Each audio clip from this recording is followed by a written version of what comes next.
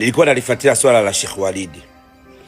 Kama kweli mashekhe wamekaa shura na kukubaliana kuwa wamtoe Sheikh Walidi katika nafasi ya ushehe wa mkoa wa Dar es Salaam, watakuwa wamekosea, kwa sababu tukumbuke Sheikh Walidi ni binadamu kama binadamu mwingine. Hilo la kwanza. Hakuna binadamu aliyekamilika. Naweza nikasema mashekhe wenyewe walokaa shura, kila mtu kwa nafsi yake kuna ovu analifanya na mkosea Mwenyezi Mungu. Bahati mbaya tu halijatambulika au halijapata nafasi ya kusogea kwenye macho ya kibinadamu. Nimuombe Sheikh Mkuu Mufti, wanasema inna Allah ma'a sabirin, Mwenyezi Mungu yuko na wale watu wenye kusubiri. Toka juzi mmemtengua Sheikh Walidi, Waislamu tumekuwa na subira. Mufti na jopo lako, nifikirieni tena.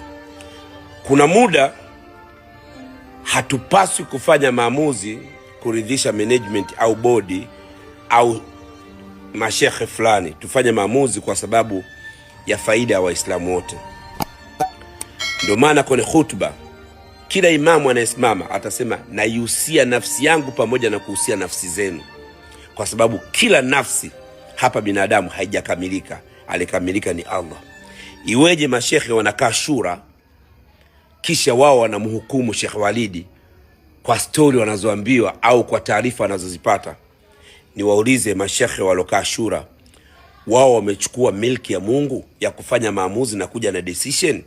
Wanasema tumemtoa Sheikh Walidi kutokana na mienendo yake mibaya katika nafasi yake. Niwaulize, anayejua huyu ana mienendo mzuri au mbaya na akatoa judgment katika mienendo hiyo ni nani? Ni nyinyi mashekhe au Allah? Kama Allah ndo anatoa suluhisho ya mienendo mibaya ya mtu na sio sisi binadamu, basi hatukupaswa kumtoa Sheikh Walidi kwenye nafasi yake ya kuwa shekhe wa mkoa wa Dar es Salaam. Kuna faida mbili.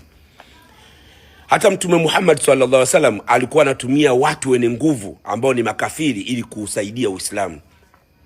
Ndio maana kuna baadhi ya makafiri waliingia kwenye Uislamu na wakapewa nafasi kubwa kwa sababu walikuwa na nguvu na ushawishi mkubwa kwenye jamii ya Makkah al-Mukarrama. Sheikh Walidi ni miongoni mwa mtu ambaye ana ushawishi na nguvu kwa jamii. Hivyo tungemtumia yeye kusaidia kueneza Qur'ani na maneno mazuri ya Mwenyezi Mungu Subhanahu wa Ta'ala. Leo ushawishi wake na nguvu yake tunaenda kuidhihaki na kumtoa, tunaweka watu kwa tamaa za madaraka. Sheikh Mkuu, lifikirie hili. Wewe ni shekhe wangu, najua fikra na hekima ulizokuwa nazo. Sheikh Walidi ni mtu ambaye tunapaswa kwenda naye.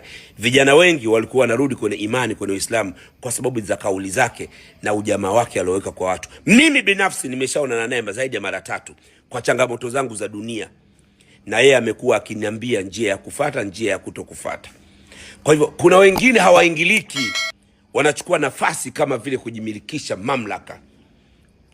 Hivyo ninaomba tulifikirie hili. Shura sio Qur'ani. Yani utasikia mashekhe wamekaa shura wamekuja na maamuzi. Hapana, Uislamu haujengwi na maamuzi ya mashekhe. Uislamu unajengwa kwa aya na hadithi za Mtume Muhammad sallallahu alaihi wasallam. Ndio tunafuata vitabu vyetu.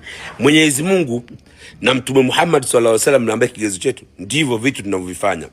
Iko haja ya sisi kurejea, kurudisha nafasi kwa Sheikh Walidi ili tuweze vijana kumiminika na kuufuata Uislamu kwa mapenzi. Uislamu sasa hivi unataka ushawishi, dunia imebadilika. Sio kwa mtu, kwa watu unataka ushawishi. Si afiki kabisa shura ilokana kumtoa Sheikh Walidi. Hapana. Tujitafakari. Sisi kama Waislamu tunatakiwa wema Waislamu, mtu mwenye nguvu apewe nafasi. Tuige sunna na mienendo ya Mtume Muhammad sallallahu alaihi wasallam. Tuige sunna na mienendo ya Mtume Muhammad sallallahu alaihi wasallam azza wa jalla. Wa hadha, assalamu alaikum wa rahmatullahi wa barakatuh. Nimeumia.